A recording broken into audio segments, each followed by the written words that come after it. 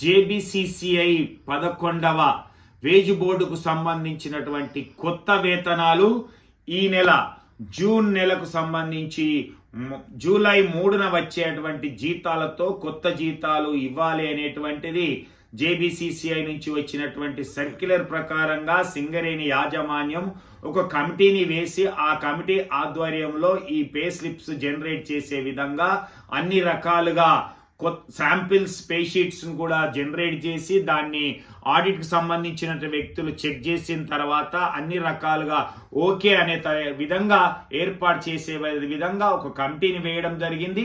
ఆ కమిటీ అనేటువంటి అదే కార్యక్రమంలో ఉన్నది. 29-30 తారీఖులలో మనకు ఎస్ఏపీలో కూడా సిస్టంలలో కొత్త బేసిక్లు కూడా కనిపించేటట్టుగా ఏర్పాటు చేస్తామని చెప్పడం జరిగింది.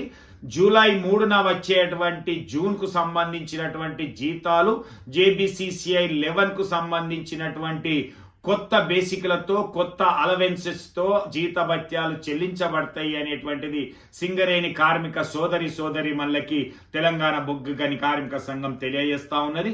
సింగరేణికి సంబంధించినటువంటి విషయంలో అన్ని విషయాల్లో కూడా వెంటనే జేబీసీసీఐ నుంచి వచ్చినటువంటి అన్నిటిని కూడా వెంటనే పాటించేటట్టుగా ఏర్పాటు చేయడంతో పాటుగా ఏరియాకు సంబంధించినటువంటి విషయంలో కూడా ఆ డేట్ ప్రకటించిన వెంటనే ఇక్కడ కూడా చెల్లింపు చేసేటట్టుగా చేస్తామనేటువంటి విషయాన్ని కూడా తెలియజేస్తా ఉన్నాం.